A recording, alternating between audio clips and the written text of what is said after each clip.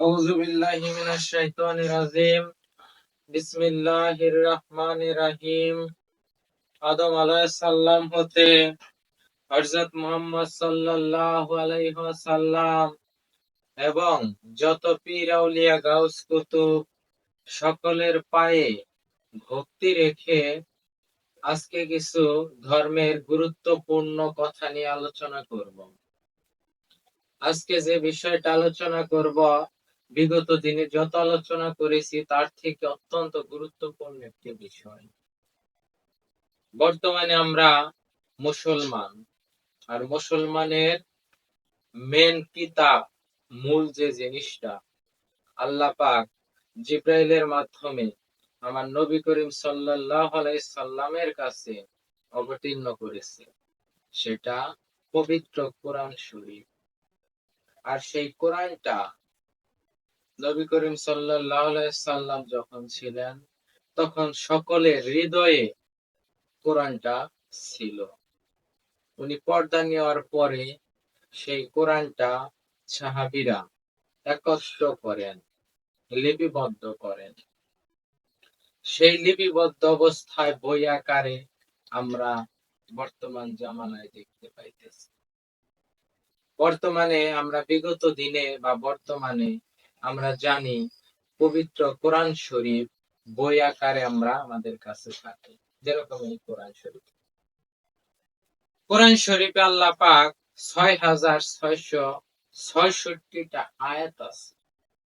এটা আমরা ছোট থেকে জানতেছি এবং এখনো জানি, বিগত দিনেও আমরা জানতাম। আল্লাহ পাক এই কোরআনে ৬৬৬৬টা আয়াত আছে। কিন্তু বর্তমানে আসলেই কি এই যে মানুষের তৈরি যে বইটা, প্রেসে ছাপানো যে বর্তমানে বইটা, আসলে কি এটার মধ্যে ৬৬৬৬টা আয়াত আছে?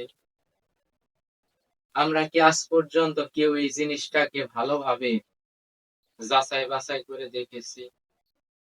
কারণ মুসলমানের শত্রু অসংখ্য, কারণ মুসলমানের শত্রুই এজিতি মুসলমান। কারণ মুসলমানের মধ্যে আমার নবী বলেছে ৭৩টা দল হবে, একটা দল হলো জান্নাতি আর ৭২ দল জাহান্নামী। এই ৭২ দলই কিন্তু ওই একটা দলের শত্রু, ওই একটা দলকে মারতে চায়। আর অন্য অন্য যত ধর্মের লোক আছে সবাই কিন্তু মুসলমানেরই শত্রু মনে করে। যে প্রত্যেকটা দেশেই মুসলমান ব্যতীত যতগুলা ধর্ম থাকে সমস্ত ধর্ম নিয়ে একটা সংগঠন থাকে। যেমন আমাদের বাংলাদেশে হিন্দু বৌদ্ধ খ্রিস্টান ঐক্য পরিষদ আছে। মুসলমান কি দোষ করলো? হিন্দু বৌদ্ধ খ্রিস্টান ঐক্য পরিষদ, আপনারা ৩-৪ ধর্ম নিয়ে যে একটা ঐক্য পরিষদ গঠন করলেন, এখানে মুসলমানের নামটা কেন নাই? কারণ যত রকমের ধর্ম আছে সমস্ত ধর্মের লোকেরাই মুসলিম জাতিকে, মুসলমানের ধর্মকে মানতে পারে না। আর হযরত মুহাম্মদ সাল্লাল্লাহু আলাইহি সাল্লামের, আমার মুহাম্মদের যে দর্শন, আমার দয়াল নবীর যে দর্শন, দয়াল নবীর জাহালে বায়াত, নবীর যে সিলসিলা, এই জিনিসটাকে সবাই দুনিয়া থেকে বিতাড়িত করতে চায়। মুহাম্মদের দর্শন যেন না থাকে। বর্তমানে আমাদের বাংলাদেশে এরকম এজিতি মুসলমানে ভরে গেছে।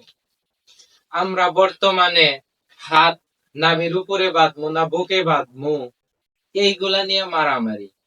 খাসা ছাগল খামু না পাখা ছাগল খামু, এইগুলা নিয়ে মারামারি।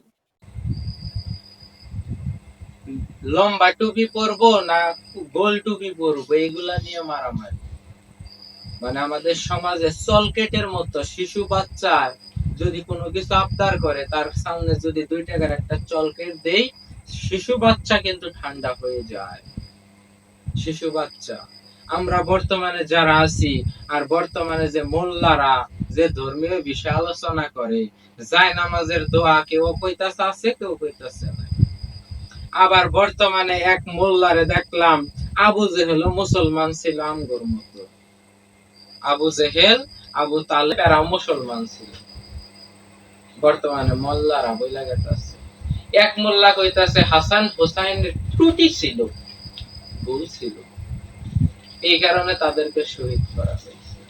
তাহলে বর্তমানে আমাদের সমাজে যে তরকারির উপরের যেরকম পানি ভাসে, সুরা ভাসে, তার মধ্যে যেরকম লবঙ্গ, তেজপাতা, সাদা এলাচ এইগুলা যেরকম ভাসে এবং তেল ভাসে, আর মাংসের টুকরাগুলা পাতিলের নিচে থাকে, বর্তমানে আমাদের সমাজের যে এজিতি, ওয়াহাবি, খারিজি যে মোল্লার আছে, এরা শুধু এইগুলা নিয়ে মানুষের মাঝে আলোচনা করে, কিন্তু প্রকৃত পাতিলের নিচে যে সুন্দর সুন্দর মাংসের টুকরা আছে সেই বিষয়ে বলে না।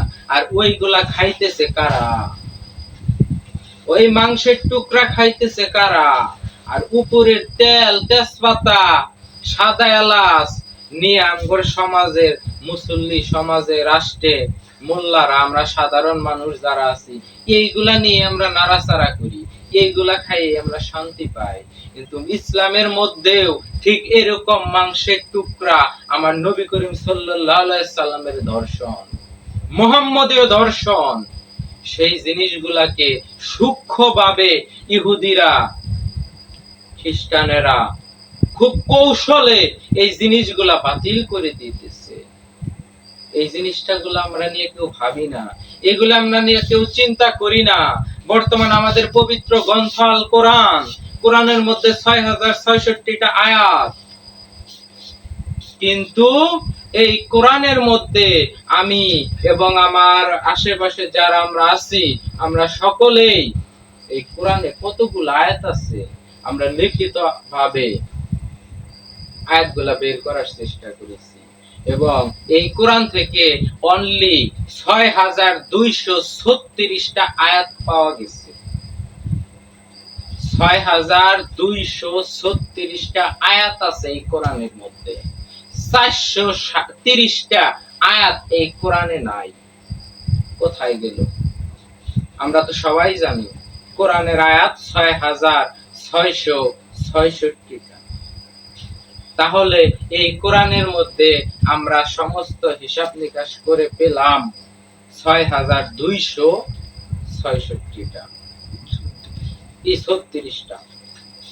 তাহলে বাকি ৪৩০টা আয়াত কোথায় গেল? সেই আয়াতগুলাতে কি আছে আমরা কেউ কি একটু জানার চেষ্টা করি? বর্তমানে অনলাইনে মোবাইলের অ্যাপস এর মধ্যে কোরআন আছে, আপনারা মোবাইলের অ্যাপসে ঢুকবেন, একটা কোরআন ডাউনলোড করবেন এবং ওই কোরআনের আয়াতের সংখ্যাগুলা ক্যালকুলেটরের মধ্যে হিসাব করে দেখেন তো। এই মোবাইলগুলোর মধ্যে অনলাইনে কোরআন আছে, আপনারা বের করেন, হিসাব করে দেখেন। এই মোবাইলের অ্যাপস এর অনলাইনে যে কোরআন আছে, এই কোরআনের মধ্যেও ৬২৩৬টা আয়াত আছে, ৪৩০টা আয়াত নাই। কারণ কি? কোরআনের আয়াত কোথায় গেল? আল্লাহ পাক বলে দিয়েছে কোরআন আল্লাহ পাকের নিজে রক্ষা করবে, আল্লাহ নিজের দায়িত্ব, আল্লাহ পাক কোরআন রক্ষা করবে। আমরা যে বই আকারে যে কোরআন, এই কোরআনের কথা কি আল্লাহ পাক বলছে রক্ষা করবে? না। এই কোরআন তো মানুষে ছাপাইছে, প্রেসের মাধ্যমে ছাপাইয়া এই কোরআন বের করা হয়েছে। আল্লাহ পাক এই বইয়ের কোরআন, আমরা যে কোরআনটা পড়তেছি, মোবাইলে যে পড়তেছি, এটা যে কোনো মানুষ মোবাইলের মধ্যে সেট করেছে। এই কোরআনটা প্রেসের মাধ্যমে তৈরি হয়েছে। এই কোরআনের থেকে আল্লাহ তো, কেউ যদি আয়াত বাদ দেয়, আল্লাহ তো লেখা দিবে না। আয়াতের অর্থ তো বুঝতে হবে। এক আলেমের কাছে আমি জিজ্ঞাসা করেছি, সে বলেছে আল্লাহ পাক কোরআন রক্ষা করবে, আল্লাহ পাক কোরআনেই বলে দিছে। এই কাগজের কোরআন, এই মোবাইলের কোরআনকে কি আল্লাহ বলছে কেউ যদি বাদ দেয় আয়াত, সেই আয়াত লেখা দিবে না? সেটা কোন কোরআন? আল্লাহর ওলি যারা গুনাহমুক্ত জীবন গড়ে, সে হলো জীবন্ত কোরআন, সে জীবন্ত কোরআন। আমরা এর অর্থ বুঝি না, আমরা এর অর্থ জানি না, আর কোরআনের মধ্যে যে আয়াতগুলা আছে সে আয়াতগুলা কোথায় গেল? বর্তমানে সে আয়াতগুলা কোথায় গেল?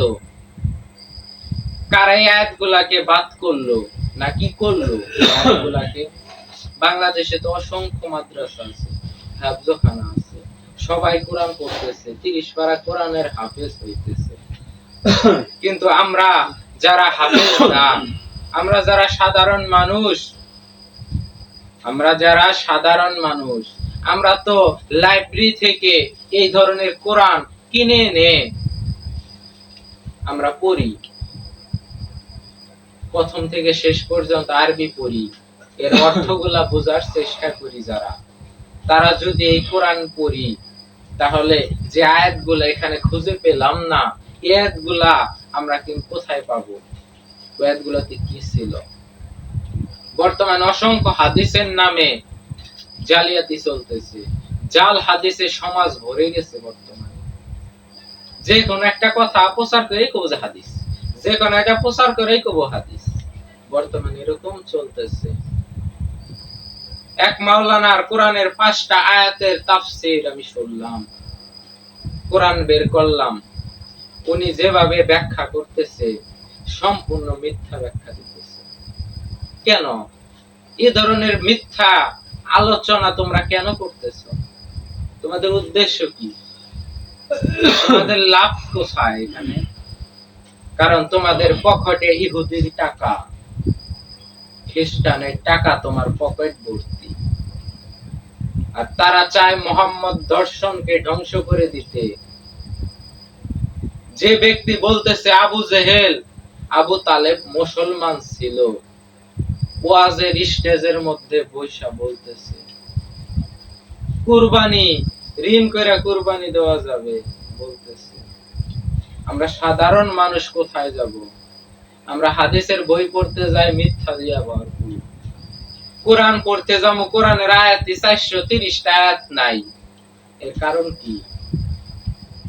প্রকৃত পক্ষে যদি কারো কাছে এই পরিপূর্ণ আয়াত সম্পূর্ণ কোরআন থাকে, আমাকে সেই কোরআনটা দিবেন, আমার ওই কোরআনটা প্রয়োজন। আমি জানতে চাই ওই 430টা আয়াতের মধ্যে কি বলছে।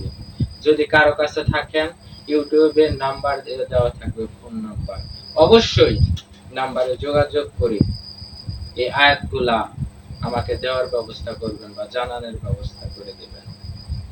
আর যারা এই জিনিসগুলো আমরা জানি না, তারা অবশ্যই এই জিনিসগুলো জানার চেষ্টা করবেন। এবং যত রকমের ইসলামের বই আছে, ইসলামিক যত রকমের বই আছে, এই বইগুলার মধ্যে যে বইটার মধ্যে দেখবেন কোন মিথ্যার আশ্রয় আছে, সঙ্গে সঙ্গে সেই বইটা পুকুরে ফেলে দিবেন। কারণ একটা মিথ্যা যদি আপনার চোখে ধরা পড়ে, মনে করবেন ওই বইয়ের মধ্যে অসংখ্য আরো মিথ্যা আছে, ওই বই আপনারা পড়বেন না। 100 বইয়ের মধ্যে বর্তমানে একটা বই সঠিক পাওয়া যায় কিনা মুশকিল। কারণ যত রকমের বই, অসংখ্য বন্ড আলেম, বন্ড মোল্লা, মাতাল মোল্লা, হারামখোর মোল্লা, চোর মোল্লা, জেনাখোর মোল্লা, ইহুদির দালাল মোল্লা, এরা অসংখ্য বই লিখতেছে। আপনারা যারা বই পড়বেন, সঠিকভাবে নাম এবং লেখককে এটা যাচাই করে আপনারা কিনবেন।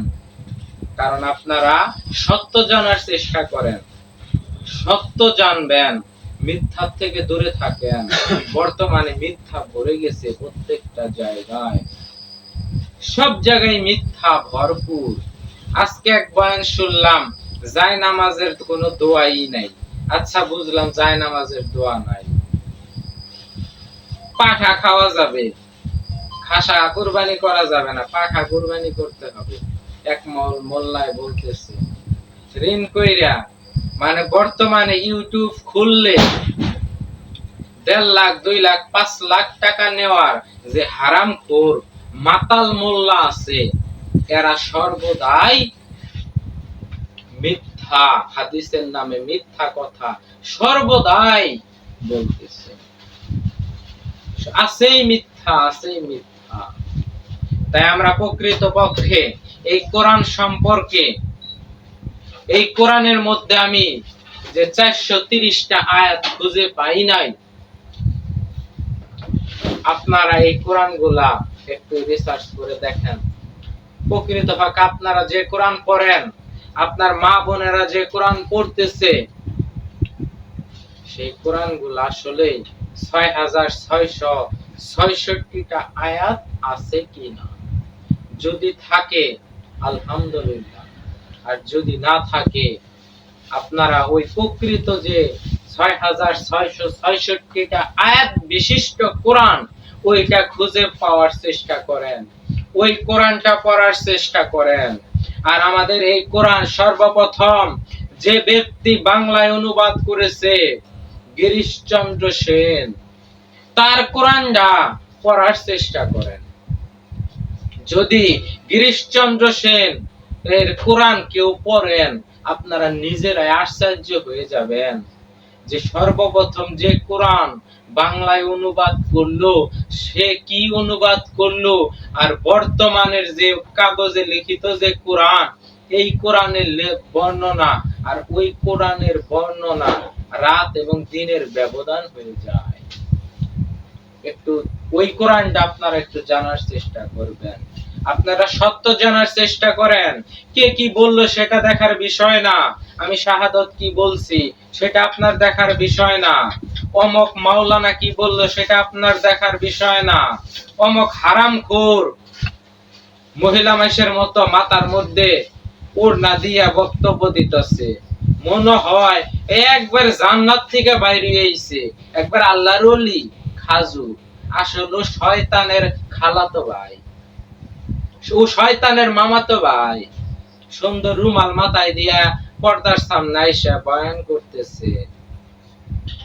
কারো কথা আপনার শোনার প্রয়োজন নয়, আপনি প্রকৃত কোরআন, প্রকৃত হাদিস গুলা আপনি পড়ার চেষ্টা করেন। তাতে আপনি বুঝতে পারবেন ওই যে মাথায় রুমাল ঝুলাই না, ও কত বড় শয়তান। এই শয়তান চিনতে পারবেন। শয়তান তো টয়লেটে থাকে না, শয়তান তো বট গাছের মধ্যে থাকে না, শয়তান তো জঙ্গলের মধ্যে থাকে না। শয়তান কোনে থাকে? শয়তান থাকে মানুষের ভিতরে। আর ওই ভিতরকার শয়তান যখন নফসের মধ্যে একাকার হয়ে যায়, তখন ওর পরিপূর্ণ দেহটাই একটা শয়তান হয়ে যায়। আর এরকম শয়তান বর্তমানে বাংলাদেশে ভরপুর। আর বাংলাদেশের যত এজিতের বাচ্চা আছে, এজিতের বেজরমা সন্তান আছে বাংলার জমিনে, আমি বলবো এজিতের যত বেজরমা সন্তান আছে, এই এজিতের বেজরমা সন্তানদেরকে মুখোশ খুলে দিতে হবে। কারণ এরা এজিতের বেজরমা সন্তান, এদের মুখোশ যদি কেউ খুলতে চায়, সত্য বের করে আনতে হবে, সত্য জানতে হবে, সত্য জানার চেষ্টা করতে হবে। তাহলে আমাদেরকে এই এজিতের বেজরমা সন্তানেরা আমাদেরকে বিভ্রান্ত করতে পারবে না, আমাদেরকে হারামের দিকে নিয়ে যেতে পারবে না। কারণ ওরা ইহুদি খ্রিস্টানের টাকা খায়, রেগুলার ওদের পকেটে ইহুদি খ্রিস্টানের টাকা ঢুকে, ওই টাকা দিয়ে ওরা জীবন যাপন করে। আর আমরা যারা সাধারণ মানুষ আছি, তাদের কথা মতো চলার চেষ্টা করি। এগুলার থেকে যেন আমরা বিরত থাকি। এই বলেই আজকের মতো আমি কথা শেষ করছি। সকলকে ধন্যবাদ। আসসালামু আলাইকুম ওয়া রাহমাতুল্লাহি ওয়া বারাকাতুহু।